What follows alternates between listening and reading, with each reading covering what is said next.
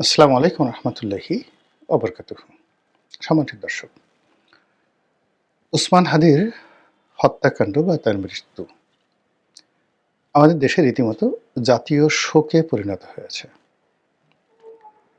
জীবিত অবস্থায় উসমান হাদির অবস্থা কেমন ছিল, তার কথা কর্ম বা তার আচরণ, তার দৃষ্টিভঙ্গি, তার রাজনৈতিক যে অভিলাষ, এটার যদি আপনি একটা বৃত্ত তৈরি করার চেষ্টা করেন, তাহলে দেখবেন সেই বৃত্তের যে পরিসর ছিল খুবই সংক্ষিপ্ত।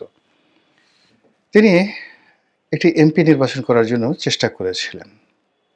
হওয়ার সম্ভাবনা ছিল 1%, না হওয়ার সম্ভাবনা ছিল 99%। তো বাংলাদেশে ৩০০ জন এমপি তিনি যদি হতেনও, তাহলে সেক্ষেত্রে মানে তার রাজনৈতিক বৃত্তটা কোন পর্যায়ে থাকতো ওই সময়টিতে। আর যদি তিনি না হতেন, পরাজিত হতেন, তাহলে কোন পর্যায়ে যেত। অন্যদিকে যেটা হলো যে তার যে কর্মকাণ্ড, তো তার যে কর্মকাণ্ড, সেই কর্মকাণ্ড তিনি যতদিন জীবিত ছিলেন, আমরা তার ব্যক্তিগত জীবন, তার বাড়ি, তার যে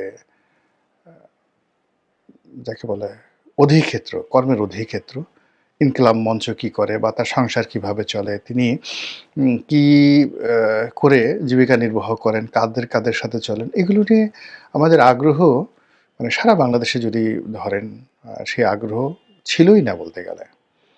বরং তার কিছু কথাবার্তার কারণে তিনি অনেকের কাছেই দেখা যাচ্ছে যে অপ্রিয় ছিলেন।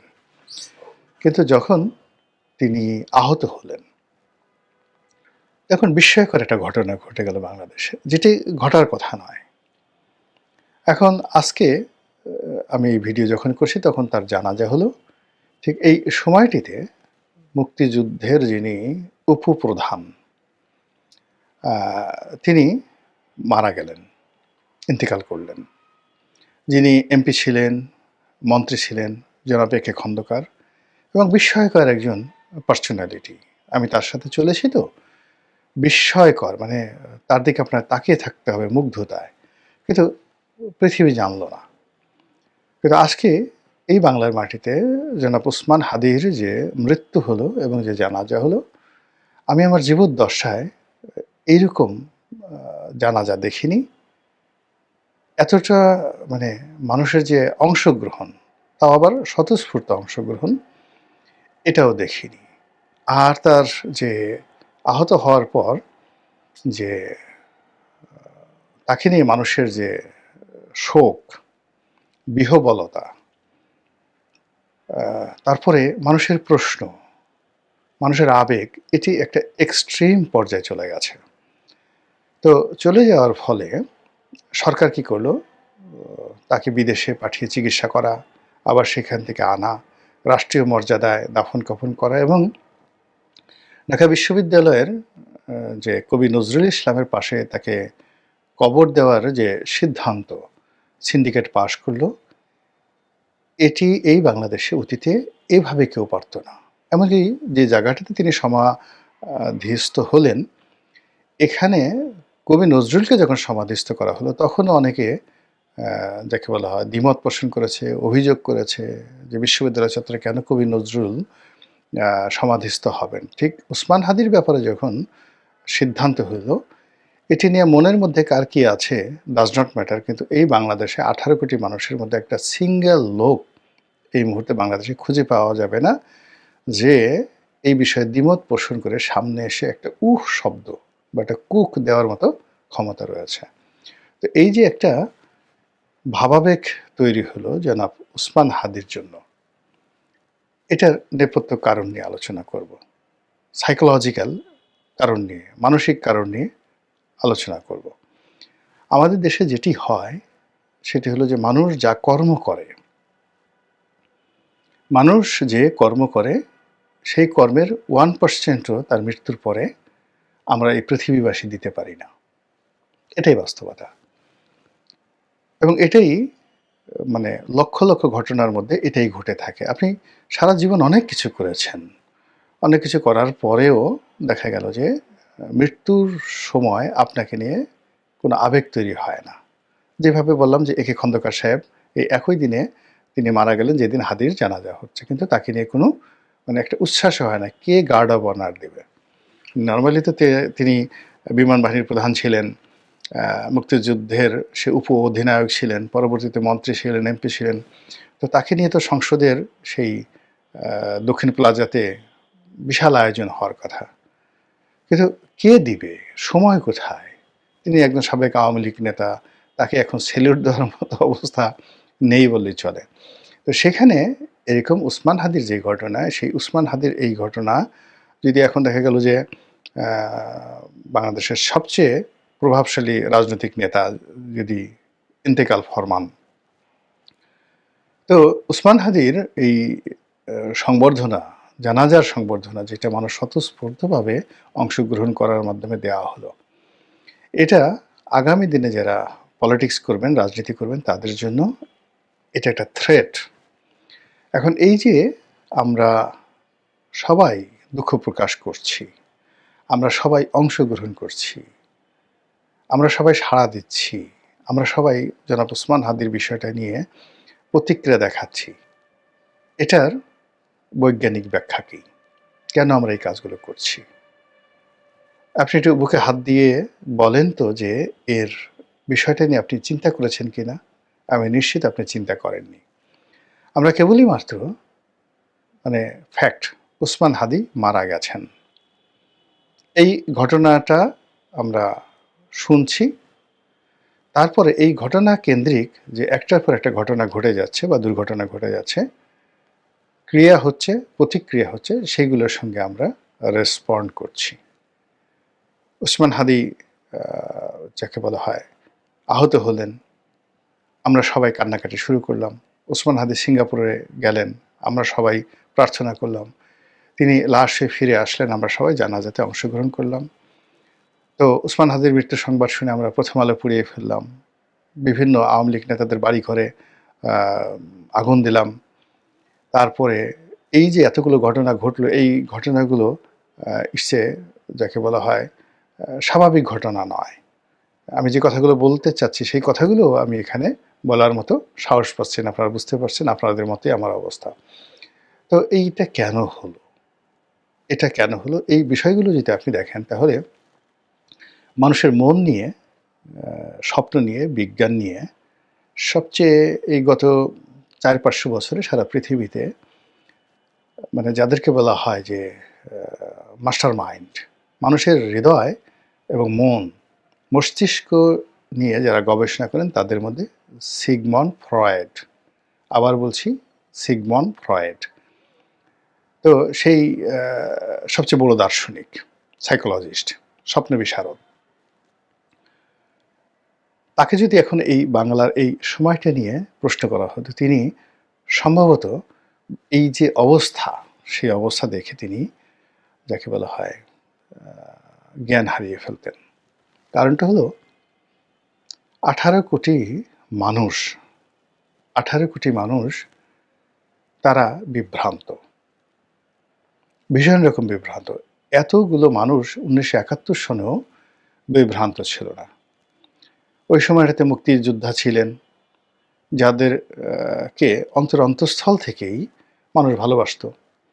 ওই সময়টাতে রাজাকার ছিলেন, একটা বিরাট অংশ তাদেরকে ভালোবাসত। ওই সময় আলবদর ছিলেন, আসাম ছিলেন, শান্তি বাহিনী ছিল, পাকিস্তান আর্মিদের দোসর ছিল, এবং ঢাকা বিশ্ববিদ্যালয়ের মতো ক্যাম্পাসে পাকিস্তান আর্মির নামকরা সব দালাল ছিল, সর্বজন শ্রদ্ধেয় দালাল ছিল, যারা মুক্তিযুদ্ধ আপনি আপনি চিন্তা করেন যে আমরা যে আব্বাস উদ্দিনকে খুব সম্মান করি না, আব্বাস উদ্দিন, তো শিল্পী আব্বাস উদ্দিন, তার পরিবার মোস্তফা জামান আব্বাসি, ফেরদৌসী রহমান, এরা সবাই পাকিস্তান প্রেমী ছিলেন, এরা মুক্তিযুদ্ধ বিরোধী শক্তি ছিলেন। আমরা এই যে জহির রায়হানের বড় ভাই মনির চৌধুরী মানে আমাদের রামেন্দ্র মজুমদার, ফেরদৌসী মজুমদার, রামেন্দ্র মজুমদারের হলো সন্বন্ধী, আর শমী কাছারের যাকে বলা হয় বাবা, না শমী কাছারের বাবা না, মনির চৌধুরী যে কবির চৌধুরীর হলো যাকে বলা হয় বড় ভাই মুনীর চৌধুরী কি ছিলেন? পাকিস্তানপন্থী ছিলেন, রাজাকারপন্থী ছিলেন। কিন্তু এরকম সর্বজন শ্রদ্ধেয়। তাহলে চিন্তা করুন যে ৭১ সনে যে যুদ্ধ হয়েছে, মারামারি হয়েছে, কিন্তু সমাজটা একটা স্ট্যাবল ছিল এবং যার যার জায়গাতে তারা শতভাগ নিশ্চিত ছিল যে তারাই বিজয়ী হবেন এবং বিভ্রান্ত ছিলেন না কেউ। সবার মধ্যে একটা আশা ছিল। আওয়ামী লীগ যারা করতেন প্রচণ্ড স্বপ্ন নিয়ে তারা জীবন বাজি রেখেছেন যে আমরাই জিতব। রাজাকার যারা করেছেন তারা শতভাগ নিশ্চিত ছিলেন যে আমরাই জিতব। ফলে কি হলো, সমাজের মধ্যে হতাশা ছিল না, ক্রোধ ছিল, রাগ ছিল, স্বপ্ন ছিল। বাট অ্যাট দিস মোমেন্ট ১৮ কোটি মানুষের মধ্যে হতাশা। কেউ তার নিজের অবস্থানে সুখী নয়। একজন সিঙ্গেল লোক স্বপ্ন দেখতে পারছেন না, সামনে এগুতে পারছেন না। প্রত্যেকটা মানুষের মধ্যে সীমাহীন আতঙ্ক। কেউ এখানে আশ্বাস দিতে পারছেন না, প্রশ্বাস দিতে পারছেন না, নিরাপত্তা দিতে পারছেন না, কিন্তু সকলেই ভয় পাচ্ছেন আর ভয় দেখাচ্ছেন একা একা। তো এভাবে ১৮ কোটি মানুষের মধ্যে সম্মিলিতভাবে হতাশা, দুঃস্বপ্ন, আতঙ্ক, ভয়, অভাব, অভিযোগ, নিরাপত্তাহীনতা থেকে শুরু করে যা কিছু রয়েছে সব কিছু টগবগিয়ে টগবগিয়ে ফুটছে। আর যখন এরকম একটা ভয় থাকে তখন মানুষের মানবিক চরিত্র থাকে না। মানবিক চরিত্র কি? হিদায়া, ভালো এবং মন্দের পার্থক্য করা, ন্যায় এবং অন্যায়ের পার্থক্য করে ন্যায়ের পক্ষে অবস্থান নেওয়া, অন্যায়কে ঘৃণা করা, সত্য কথা বলার দুরন্ত সাহস, যে কোনো অবস্থায় সত্য কথা বলার দুরন্ত সাহস। এরপর আপনার সামনে যখন আলো আসবে, আধার আসবে, আপনি আলোকে পছন্দ করবেন, আধারকে পরিহার করবেন। আপনার সামনে যখন গোলাপ আসবে আর ধুত্রার ফুল আসবে, আপনি গোলাপের ঘ্রাণ নেবেন, ধুত্রার ফুলের দিকে তাকাবেন না। এরকম মানুষের কতগুলো মানবিক গুণাবলী রয়েছে। আর অন্যদিকে অনেকগুলো কীট রয়েছে, পতঙ্গ রয়েছে এই সমাজে, অনেকগুলো পশু রয়েছে, পাখি রয়েছে, সরীসৃপ রয়েছে, সাপ রয়েছে। প্রত্যেকটা জিনিসেরই কতগুলো বৈশিষ্ট্য রয়েছে, চরিত্র, অভ্যাস রয়েছে। তো মানুষের যে মানবিক বৈশিষ্ট্য, সেই মানবিক বৈশিষ্ট্য অনুযায়ী তার মেরুদণ্ড আছে। সে সত্য কথা বলবে, সত্য পছন্দ করবে, স্বপ্ন দেখবে, প্রেম করবে, ভালোবাসা দিবে, বিয়ে শাদী। এই যে মানবিক গুণাবলী, সেই মানবিক গুণাবলী গত সেই ১৫ বছর ধরে এই মানবিক মূল্যবোধের উপরে যে অব্যাহত আঘাত এসেছে, সে আঘাতের ফলে মানুষের চিন্তা শক্তি কমে গেছে। ন্যায় অন্যায় পার্থক্য করার, বিচার করার, ন্যায়ের পক্ষে দাঁড়ানোর, অন্যায়কে প্রতিহত করার, ঐক্যবদ্ধ হওয়ার, রুখে দাঁড়ানোর যে শক্তিগুলো রয়েছে, সেই শক্তিগুলো এখন একেবারে সর্বনিম্ন পর্যায়ে রয়েছে। ফলে আমরা আসলে রেসপন্ড করতে পারছি না, কোনো একটা ব্যাপারে রেসপন্ড করতে পারছি না। আমরা শুধুমাত্র অনুসরণ করছি। মানে যে কোনো একটা ঘটনা যখন ঘটছে, এই ঘটনা ঘটার সঙ্গে আমাদের যেভাবে রেসপন্ড করা দরকার, সাড়া দেওয়া দরকার, ইয়েস আমি আপনার পক্ষে আছি, এটাই সঠিক, আমি আপনার পক্ষে নেই, আমি আপনার বিরোধিতা করি কারণ আপনি খারাপ পথে আছেন, এই যে রুখে দাঁড়ানোর যে ক্ষমতা, সেই ক্ষমতার একটা সুন্দর একটা কবিতা সেই রচনা করে গেছেন বিখ্যাত এই যে কবি শঙ্খ ঘোষ। মেরুদণ্ড পড়ে দেখেন, যে সেই পড়লেই বুঝতে পারবেন যে সমাজ কিভাবে আছে। তো সেই জায়গাতে কি হলো, আমরা এখন কোনো কিছুতেই স্থির থাকতে পারছি না। আমাদের আতঙ্ক, ভয় সীমাহীন। তো এই সব মিলিয়ে যখন এই হাদির এই দুর্ঘটনা ঘটল, এই দুর্ঘটনা ঘটলো, হত্যাকাণ্ড ঘটলো, তখন আমাদের মধ্যে যে পুঞ্জীভূত কান্না, আমরা কাঁদতে চাচ্ছি, জোরে জোরে কাঁদতে চাচ্ছি, কিন্তু কান্নার কোনো সুযোগ পাচ্ছি না। আমাদের বাপ মরছে না, আমাদের আপনজন কেউ মরছে না, বা আমাদের বাড়িঘর যাদের জ্বালিয়ে দেওয়া হয়েছে তারাও কাঁদতে চাচ্ছি। আমাদের যে শোক প্রকাশ করতে চাচ্ছি, আমরা সেই শোক প্রকাশ করার কোনো সুযোগ পাচ্ছি না। ফলে যখন এরকম একটা সেলিব্রিটি হয়ে যায়, আপনি দেখুন আমরা সিনেমা হলে গিয়ে সবাই দলে দলে কান্নাকাটি করি, বা পাড়া প্রতিবেশী মারা গেলে আমরা দলে দলে গিয়ে সেখানে গিয়ে অশ্রু বিসর্জন করি। তো যখন এই যে আমাদের দেশের সকল মানুষ একসঙ্গে চিৎকার করে কাঁদতে চাচ্ছে, সেই কান্নাটি আসলে হাদির এই মৃত্যুতে একসঙ্গে ব্রাস্ট হয়েছে। ২ নম্বর হলো যে আমরা ক্ষোভ দেখাতে চাই, বিক্ষোভ দেখাতে চাই, আমরা রাগ হতে চাই, কিন্তু আমাদের সাহস নেই। একটা সিঙ্গেল ঘটনাকে কেন্দ্র করে আমরা ক্ষোভ দেখাবো, প্রতিবাদ করব, বা আমরা দুষ্টের দমন শিষ্টের পালন করব, এটা আমরা পারছি না। কিন্তু যখন এইরকম একটা ঘটনা ঘটে, সেই ঘটনার মধ্যে যখন আমাদের এই ক্ষোভ প্রকাশের ন্যূনতম সুযোগ আমরা পাই, তখন আমরা সেটা দেখানোর চেষ্টা করি, প্রচণ্ডভাবে দেখানোর চেষ্টা করি। আর আমাদের সমাজে যখন এরকম একটা বিশৃঙ্খল অবস্থা চলে, তখন এর মধ্যেও যারা দুষ্টুমি করে, বদমাইশি করে, যারা মানুষকে নিয়ে বিভ্রান্তি করার চেষ্টা করে, তারাও এরকম একটা সুযোগকে বেছে নেয়, পুরো জিনিসটিকে উলট পালট করে দিয়ে চেটেপুটে খাই, এরকম একটা পরিস্থিতি তৈরি হওয়ার জন্য।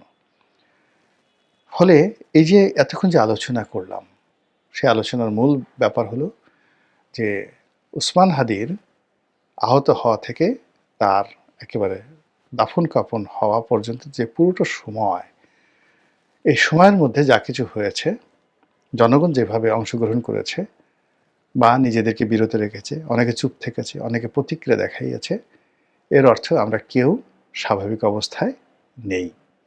যদি সবাই স্বাভাবিক অবস্থায় থাকতো তাহলে কি হতো, সেটি একটি ভিন্ন প্রসঙ্গ।